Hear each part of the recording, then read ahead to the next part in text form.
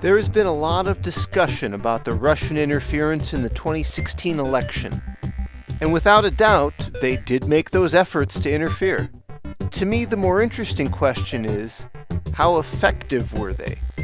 That's a very difficult question to answer, but we're going to do our best discussing today's paper on micro-targeting socially divisive ads, a case study of Russia-linked ad campaigns on Facebook. I am Koustuv Saha. I am a researcher at Microsoft Research in the Montreal lab. I work closely with the group called Fairness, Accountability, and Transparency and Ethics in AI, or which is also called as FATE. And that is very relevant to the works related to ethics and responsible AI and fairness and transparency related questions of machine learning and AI systems in the real world. So that's the group's interest and general interest of mine. I did my PhD from Georgia Tech last year, and my research has been in social computing, computational social science, and human centered machine learning, and my primary problems have been around the question of measuring and studying well-being, and well-being specifically related to workplaces and college campuses, which I also call as situated communities, the communities which are geographically co-located. At Microsoft Research, I'm also interested in problems related to how these measurements have challenges, like they could also cause harms. What are the concerns about these measurements and these AI systems in the real world?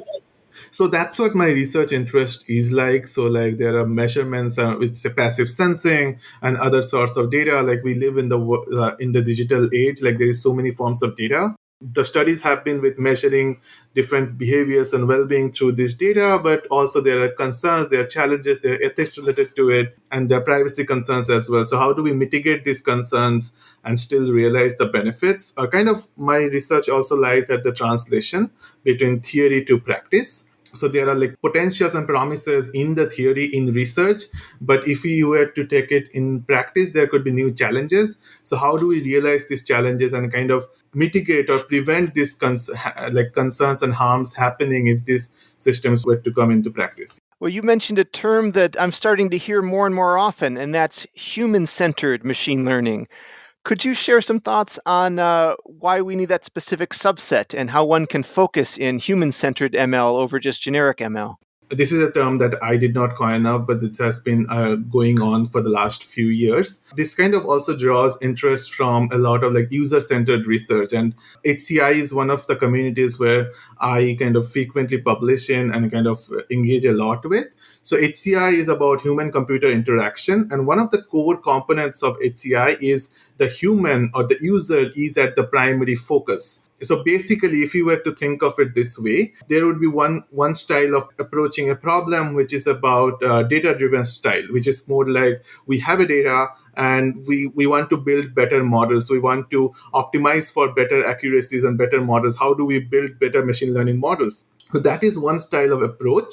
The other approach would be about, which is more problem centered, like individuals are having this particular problem in social science space or in this real world. How do we kind of improve the lives of the individuals, or what we can assess about these individuals, what we can study about these individuals that we would not be able to study through other mechanisms. So if we are studying this kind of, that's why, like, if you think of it this way, the problem is very human centered in itself. And if we are adopting machine learning approaches to kind of study these problems, that's when it becomes human centered machine learning. One example would be understanding well-being. That's what I gave an example as. Traditionally, well-being has been measured through survey instruments, like individuals where people are given survey instruments and they respond to survey questions which are very psychologically validated. But the problem with that, one of the limitations of surveys are that surveys are not timely. Surveys can only be done in snapshots. So like you cannot have like rich and like every point of day kind of data. So I think that's when passive sensing based approaches have come up. Like you have, like, say, for example, smartphones and wearables, you kind of get the data throughout the day. So that data could be used to also measure people's well-being or people's step counts. So for example, our wearables can measure our step counts or heart rate. So that kind of real-time data is kind of coming up. So if you were to kind of think of the machine learning approach that kind of measures the step count or the heart rate, it's kind of human centered in a way that it's about the individual. What it is measuring something about the individual, and there are like other ways to think about it, like personalized and person centered approaches as well. But yeah, so that's the kind of a broad gist with an example. So as I mentioned, like my primary interest has been with social computing and computational social science. Social media, I mean, the way I see it, so I was giving some examples of survey based measurements. I also gave the examples of passive sensing as sensors and wearables and smartphones. Social media, the how I see it, is also a form of passive sensor. Why I call it a passive sensor is that people provide naturalistic and self-motivated data on social media. It's the social media platforms are used to engage with and share with others. As researchers, this data, or researchers or like clinicians or practitioners, this data has been also useful to measure people's behaviors and well-being. Like, for example, our language, how I speak, has its own strengths and can be used to measure people's sentiment, emotions. That's how a lot of these fields started. And also now with, say, other constructs such as stress, depression, anxiety, and whatnot. I mean, that has been also one of my research interests. When I'm talking about people's language, it's also very much theoretically grounded. Like, for example, in the real world, it's irrespective of sensors and social media. When we go to psychologists or counselors, the thing that happens is counselors kind of see how we are speaking or what we are speaking. And that is kind of what translates to what happens on social media, like how we are talking to one another, what kind of language we are using, kind of does our language use keywords or phrases which can be indicative of someone going through suicidal ideation. So can we intervene in that case and support and provide them support? I mean, there has also been research which shows that how people are getting benefits on social media platforms with respect to getting support, emotional support, informational support, or feeling better with their mental health and well-being sort of approaches. So this has primarily been my research interest. And as I was mentioning, I also focused on college students and college campuses. And college students, social media is also like key platform for young demographic and college student demographic. So it's very ubiquitous and widely used. And the way I would also characterize them is that online communities of college students is sort of like analog for their offline college communities. And in my research, I've studied how, say, stress levels of students vary when there is a crisis on campus, like a gun violence event or some other event, or like student death event, and how students react to that. With all those impacts, it's clear social media isn't this passive thing we kind of do on the side. It's fully Yep. integrated into our lives, or Yeah. for many of us, and we can measure quite a bit about people. So Yeah. it also stands to reason social media is a good place to go and try and influence people. Yes. Uh, And so, I mean, and also like when we're talking about social media has been evolving significantly over the last few years. Like platforms such as Instagram and TikTok and whatnot or Snapchat are like super prevalent nowadays compared to how they were like 5 years back. I mean, like Instagram Reels or TikTok. And one of the ways to influence, I mean, and this also started like over a decade back, say with Twitter, and there has been research about who are influencers on Twitter, and they necessarily do not have to be celebrities. But basically, if there is a content or something that is shared on social media, it has an audience, and people, if they feel engaged, they have opportunity to retweet or reshare that content with others. And we have also seen a bludgeoning body of research about how these platforms have spread, say, both misinformation as well as fake news sort of influencing sort of thing. And off late with, say, the COVID and pandemic, we have seen different kinds of information overload on social media. We don't know what to trust, what to not trust. And I'm not just speaking about offensive or trolling the kind of content, like those antisocial content people have been, like platforms have been trying to moderate as much as possible. But sometimes it's not necessarily antisocial content. People share content which necessarily may not have an intent, like an evil intent with that, but basically people probably genuinely believe and they just keep on sharing it. And the reason also why I also mentioned about social media, how it has changed, is like platforms such as WhatsApp. I mean, there are like so many WhatsApp groups, and how people have been sharing many misinformation or a kind of provocative content about different sort of things. It has also led to different sort of instigation and insinuation of people with different ideological groups. I mean, when I'm speaking of political space, that's also one way how people have responded and how people have been influenced in these platforms. Also, specifically, when we're talking about this particular paper about ads targeting, that has been one way that the social media platforms, like when I'm talking about Facebook, Twitter, these platforms also facilitate individuals or groups or I don't know institutions to share ads about their content, and based on that, their content gets boosted. They can kind of share that, like can have more cascading effects. And one way to share ads is targeted advertising. And now, speaking of targeted advertising, is sort of different from conventional advertising.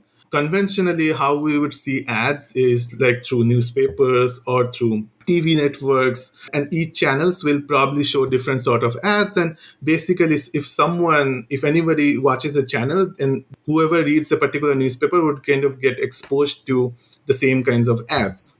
So the targeting in those kind of like conventional traditional forms of advertising was through the channels or the newspapers themselves. But now these platforms are providing opportunities for targeted audience. Like we can provide specific attributes, like people who live in this particular area, who have this kind of interest, who can belong to these racial or gender groups.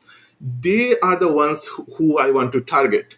And while on the surface it has many advantages, like for example, a local company which wants to sell its product, they can have a very specific audience. They can invest in the advertising in a very specific audience that would probably be likely to be engaged with their product or buy their product or come to their shop or that kind of things.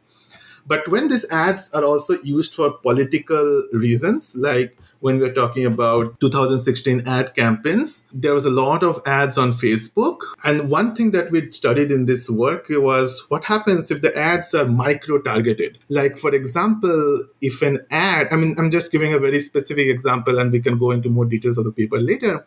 But I can give a very specific example, say an ad which is about a fake news, which is about, say, the Democrats. Say Hillary Clinton is a devil. I mean, I'm just making this up. I mean, this is not a particular specific example, but say this is a particular example. Like this is an ad.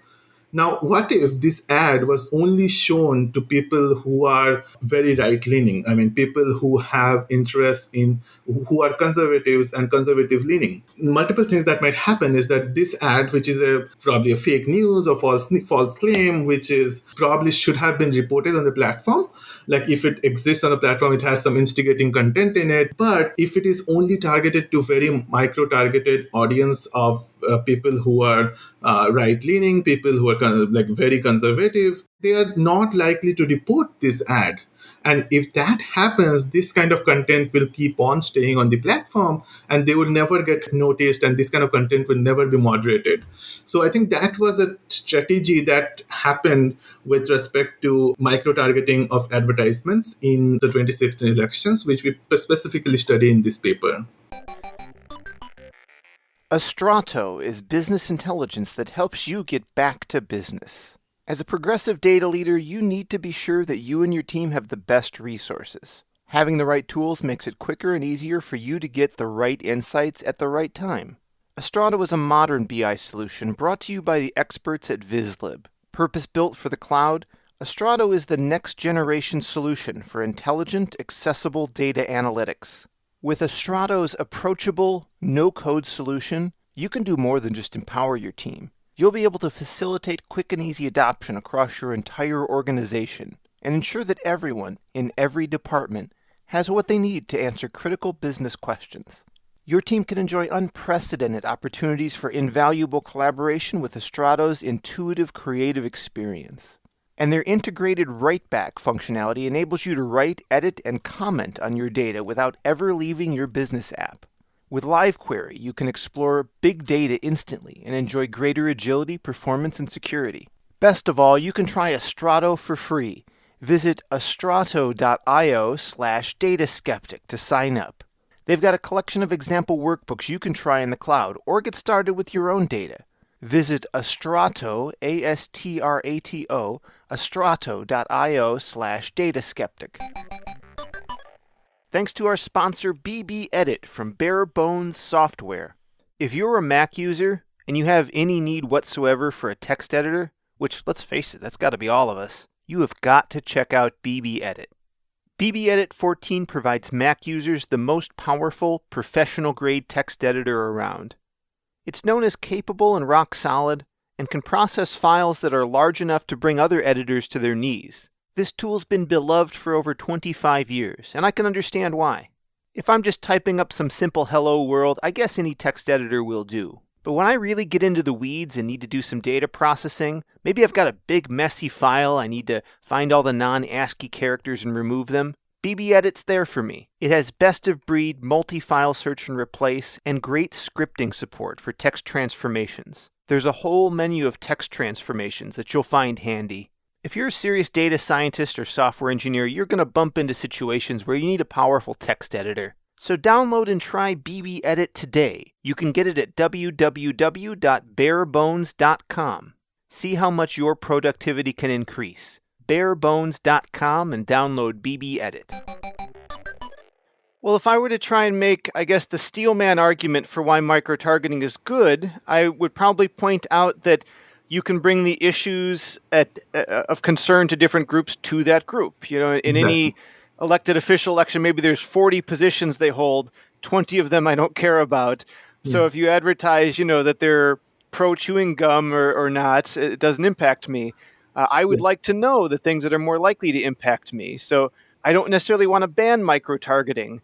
But as you pointed out, there's this consequence of it kind of makes things a bit hidden. Yes. Where do we meet in the middle? Absolutely. So that's a great example. And also the other that I didn't talk about in micro-targeting. Micro-targeting has also been used to discriminate against particular racial or gender groups. This group of research has also kind of influenced Facebook to kind of get rid of certain parameters or attributes in micro-targeting, I think at the beginning of this year or sometime in 2021 as well. So they have been kind of limiting all these features motivated by these research and how they have been misused in many ways. Going back to your question, like what is the middle ground here? So I think the main point over here is the misuse of these features or these aspects. We probably want checks and moderation in place, even like when these ads are created and when the ads are like targeted to an audience. Like, for example, can the ad platforms like actually evaluate the particular case setting where the ads are being sent out? I don't know how scalable is that. I don't know if people who are evaluating or even when they are being evaluated, there could be biases and perceptions of people that could lead to misalignment. Like, for example, I might think about this particular ad should not be run in this particular way on the platform, whereas someone else might say, this is totally fine. I mean, again, like there is so much of disparities in how we perceive and how we think about different things. And the other thing is, I think for some factors, we probably should just get rid of these attributes. Like, for example, race-based targeting, gender-based targeting, it might not always be necessary. Probably they might more cause harms than benefits. If we can kind of get rid of these attributes altogether, we probably might have like better targeted or personalized content recommendations on these platforms. Yeah, that's a tough one. I definitely see the argument for removing some of the demographic targeting, yet there are likely, I'll see ads that are not going to apply to me often. Hygiene products are generally to one gender or the other, for example. Mm-hmm. So another thing that I would like to add, that's a great example, and that was also in my mind. And this is also kind of related to another one of my research, where one of the goals of that was to not use demographic data, but still make content recommendation or content timing or ad timing better. the way we approached that problem was we decided that we are not going to use demographic data, we are not going to use race data, we are not going to use gender data, and we are not going to use people's long-term data on social media platforms, which can be privacy intrusive. People may not be comfortable with their years of data being shared. So can we use only like 1 week of people's behavioral data, like what kind of things they are purchasing, what kind of content they are seeing, what how much engagement they have on the platform? Can these behaviors be used to model content recommendations better or ad recommendations better? What could be a proxy of gender for showing kind of products which people may not be interested is if someone is looking into that kind of product or looking into that kind of doing that sort of engagement which can lead to people's interest in certain kinds of products. So it's more like interest and less on the gender, that kind of characterization we are doing. And yes, I mean, obviously it would not be super accurate. I mean, there are also like gender is not a binary thing. So even that we have to consider. And people who might be interested, I mean, there might be other attributes or other features which can lead to similar recommendations without using gender or demographic attributes. I think people are becoming very aware of the ethical considerations around targeting, and the large tech companies are hopefully making adjustments. But there's still this big boogeyman that Facebook hacked the 2016 election. I guess, first of all, before we even approach the question, you have to have some data to speak scientifically about something. What kind of data sets exist that you can look at? Right. So that's a great question. And I think lot of these could be like anecdotal, as you said, like, or people can have like experiences or kind of might have seen something. Like, for example, anecdotally, I might have seen like this kind of thing and that kind of thing. I can still say that, but as you said, like sometimes we look for empirical evidences or data driven evidences that kind of support our hypothesis or claims that we are making. So one of the things that happened was in 2018, the House Democrats released a set of like 3,500 ads, which were run by the Russia-based IRA during the 2016 US presidential election. And that's what we based our study on. Like this set of ads that the House Democrats released is public. And one reason that they released this was so that researchers or people can actually investigate what happened with these ads, like who were these ads targeted to, what were the content of these ads.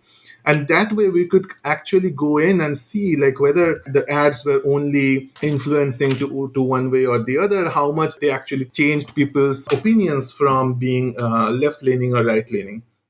Did these ads actually influence people's ideologies, and did it actually change people's ideologies? And one of the interesting findings in that was not really. I mean, like people who were left leaning, they would probably go even more left leaning, or people who were right leaning, they would move even more right leaning. I mean, that also aligns with the psychology and political science literature. I mean, like it's very hard to change someone's ideology. That was one of the preliminary findings of our paper, and that's why we wanted to go in and see like, okay, so if it's not about ideological influence, what was it about? Okay, so let's go in and see what was the content of these ads, like who were these targeted to. Did it actually matter, like based on say between group and within group as in like ideological groups, like if these ads were shown to not just the audience that they were shown to, if this ad was rather shown to a representative audience, what would their people's perceptions be like? So you'd mentioned you can measure and look into the degree to which these influence to change an ideology. How do you measure that? So what we did, we had the collection of ads. We conducted experimental studies. So we recruited participants or individuals representative of the U.S. population. So basically, we had like 40% Democrat, liberal leaning, 40% conservative leaning, and for 20% moderate. And then we kind of showed these ads to these group of participants, and we asked them, what are your perceptions like? Would it change your ideology? Would it keep your same ideology? Would you approve this content? Would you disapprove this content? Would you report if you are shown this content on the platform? So that was the methodology that we adopted in our study. It was a large experimental study. Well, we gave the fake example earlier of Hillary Clinton is the devil, which I would hope is not a headline that would influence anyone of any perspective to anything, because it's just silly.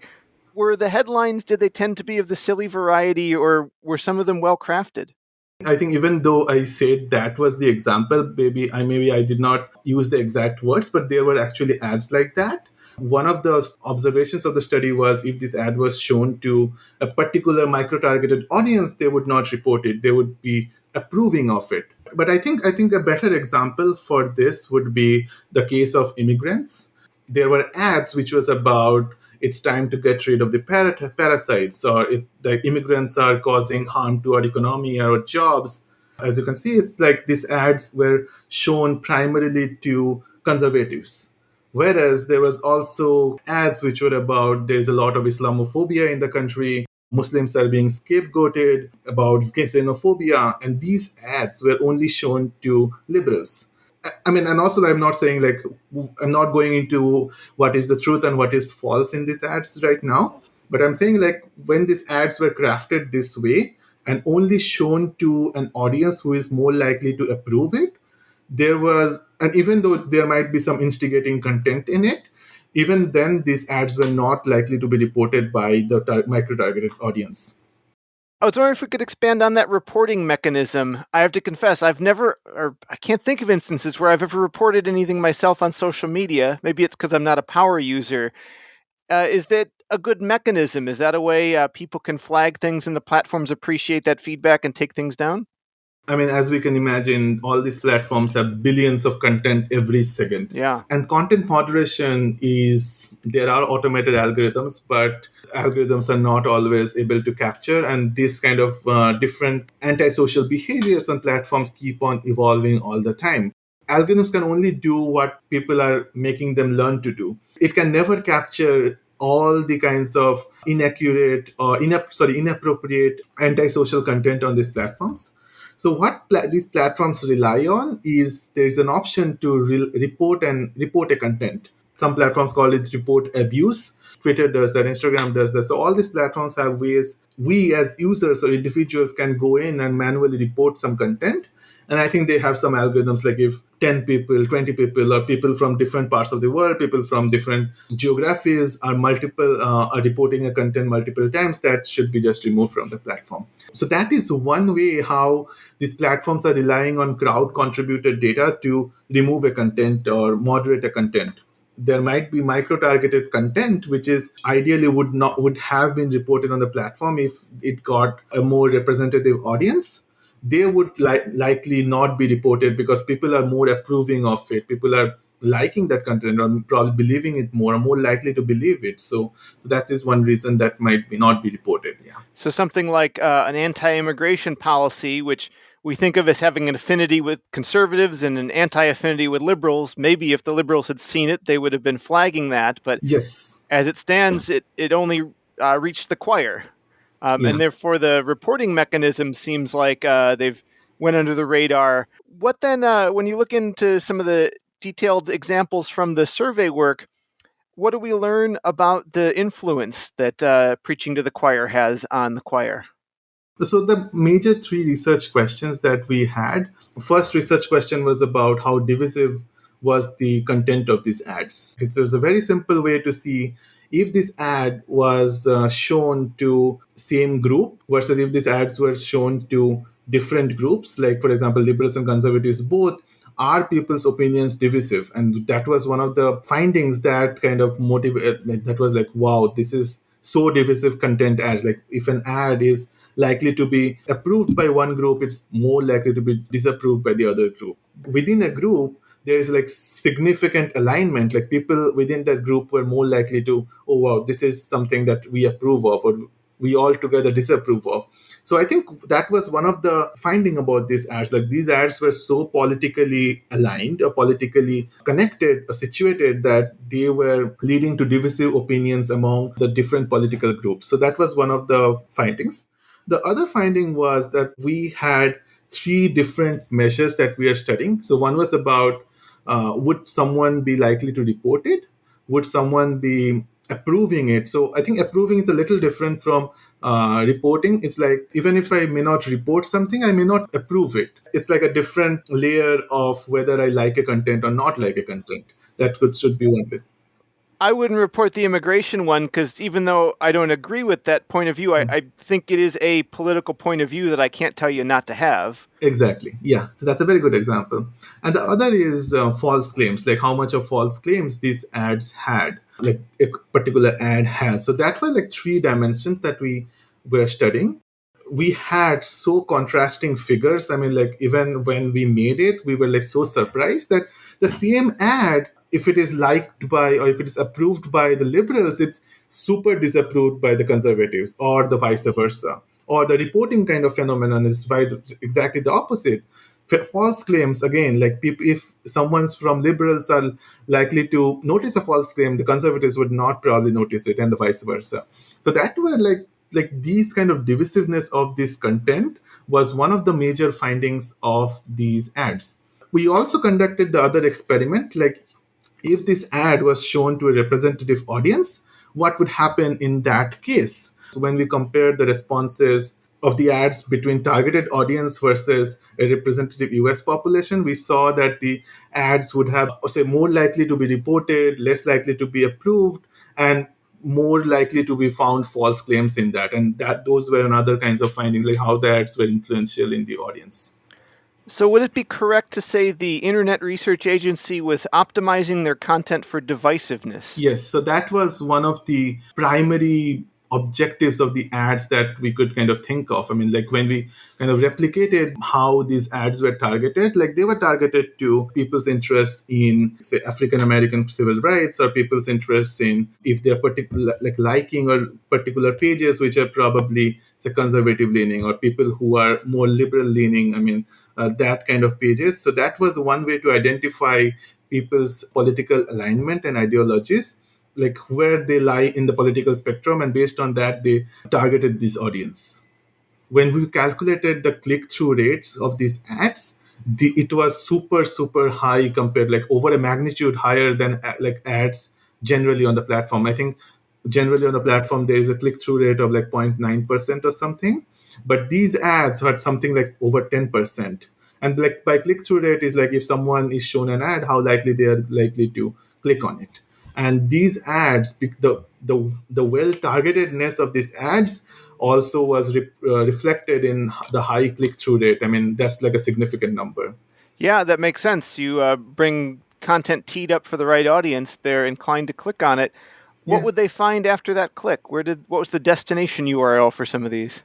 Some of these had destination URLs of these, but I would also say, like, basically what I mean by clicking is on Facebook homepage, you probably see a content, and if you click on it, this ad only just the same content just gets increased, and then you could probably click Ah, on some URL if the ad has, and then that takes you to another page. But that measure I do not have. Yeah, but still a strong engagement signal. very much, yeah. So when you look through the results you've got and the data and the survey that augments that, Mhm. can you ballpark it? How influential was the attempt that the IRA made to affect the U.S. election in 2016? One of the things that the IRA did was the targetedness of these ads and influential. I mean, we cannot really say, like, did it actually change people's ideologies? I think probably not, but maybe it reinforced people's existing ideologies. That is one of the strong findings. Like, for example, someone who may not have voted or may not have been that interested in the election, the IRA definitely caught their attention and interest about the election, and that might have influenced the voting in some way or the other. So should we characterize that effort as a success, or were they really chasing their own tail, or something in between? I mean, success, it depends on what they wanted to do. I mean, what their goal was, and I don't know if that is public. I mean, some of this could be assumption, but I think yes. I mean, if the goal was to target the ads or cause divisiveness in the, like, show more and more divisive content to well targeted audience, but still stay on with the content and not be flagged or reported on the content, they definitely succeeded in that. Well, I have to believe that there's more than one person at Facebook who's read your paper and probably all the references and is taking this Yeah. seriously. And it's been a bit of time since all that went down. Have there been any significant changes to the platform to address some of these concerns? Yeah, so I think not just this research, but there were also research about how there are race-based discrimination. For example, like different housing localities are probably not shown to people of certain race or religion. I think that has also caught attention at Facebook, and also like this kind of content, this kind of studies. So one thing that they have actually done is they have limited all these attributes about what could be used and what could be not. I mean, like the attributes are much more limited now compared to how it was say, back in 2015, 2016, when you had like all flutter of attributes like demographics, gender, not exactly with zip code, but people's locality it could go to, unless that locality had less than 15 or 25 people. I mean, they would also go to that sort of targeting. I mean, I think that has been much more limited right now. One of the major implication of this work was how do we identify, and we were also conversing on this, like how do we identify content which can be flagged, which can have something that is antisocial about the platform, the sort of thing. So I think one of the implication of this work was maybe content which is highly micro targeted, maybe content uses a lot of these parameters to target a particular thing, they are likely to, I mean, maybe they should be prioritized first to kind of go through the moderation pass, because it's hard to know which content would should needs to be moderation, which content does not need moderation. But maybe this might be a parameter to rank content to do a moderation pass. And I think that was one of the key takeaway of the study. And that maybe I don't know if the platforms have actually adopted this, but that would have been that would be a really cool way to actually go through these platforms, go through this content. Sorry. Well, in addition to this paper, I've seen in your CV there's quite a bit of other things in the ad space related to our season here, so I was hoping we could dip into some of your other projects too. One of the studies that we did in our early research was, can we use ad targeting tool to understand people's likes and interests and awareness? So one thing that we studied was how the awareness of schizophrenia varies across different parts of the United States, across different groups and communities. Basically, it would say like these people are interested in schizophrenia or mental health related interests from different parts of the state, and that kind of provides information or empirical information about where we could do more mental health drives, where we could run mental health campaigns so that people are more aware and kind of are provided better support about mental health, because mental health is the stigma, has a lot of stigma associated with it. So that could be limited through that kind of study. So that was one study. And another very different study was when I was interning at Snap Research. We were studying, can we only use limited amount of data and non-demographic data to understand people's preferences of like when they would be more likely to see an ad, even though probably none of us like ads. We cannot just think about, it's not as simple to just get rid of ads on the platforms. Ads are a way that leads to equitable content on the internet. If the internet content becomes pay per use, then people would only be seeing content which they can afford. So I think ads enable platforms to sustain, ads enable free content exposure for many of us. So for all of us on the internet, I would say.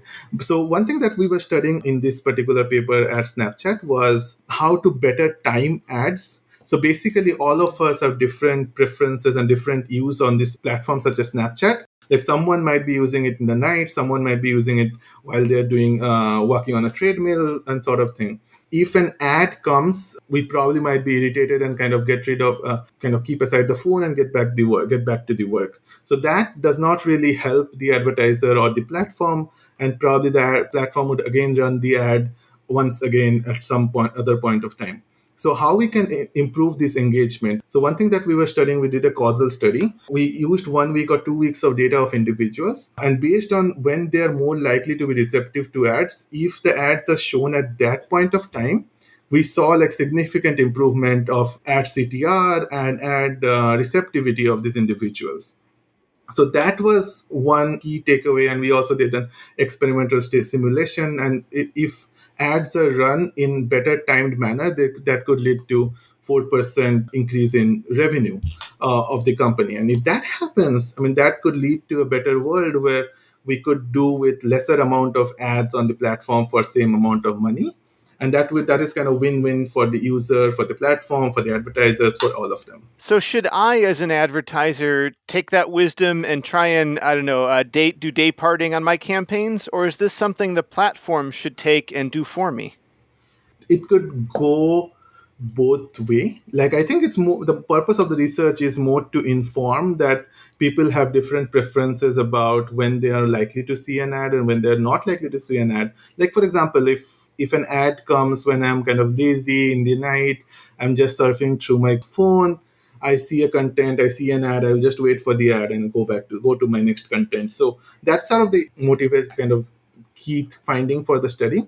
I think it could go for both advertisers as well as platforms. If platforms have better algorithms to time ads, then advertisers would probably say, like, okay, if I'm investing this amount of money, if getting these many views, I should be fine. If advertisers can also encourage platforms to use these kind of ad timing based algorithmic allocation of ads, so I think the advertisers would also like that. So other thing is, like, we were not looking into particularly content, like what kind of content of ads people would prefer at what times of the day. So, but maybe that could be one follow-up study that advertisers may also be interested in. Like, maybe this kind of ad, this kind of content of ad is more suitable in the summertime or more suitable in the during the daytime and not suitable during the nighttime. And I think that would be another level of personalization and probably better ad allocation that people could study and people could use. Well, Koustuv, if listeners want to learn more about that or some of your other work, can you tell us some good places to go online? I have my personal website. It's my first name.com, so KOUSTUV.com, and a lot of this research is put up. Of late, people have been super active on Twitter to share their research and everything. So I think that is another place you can, like, folks engage with research. I think personally for me, I'm at MSR right now. So Microsoft Research, I'm specifically working on this fairness, accountability, transparency, and ethics of AI. And our lab has a page, and MSR Fate, if someone searches it on the internet, MSR Fate keeps on publishing all the research, and we have all our recent works on there. Well, good. We'll have Microsoft Research Fate and your personal website and some other goodies in the show notes for listeners who want to follow up. Thank you so much for taking the time to come on and share your work. Thank you so much, Kyle. Have a great day.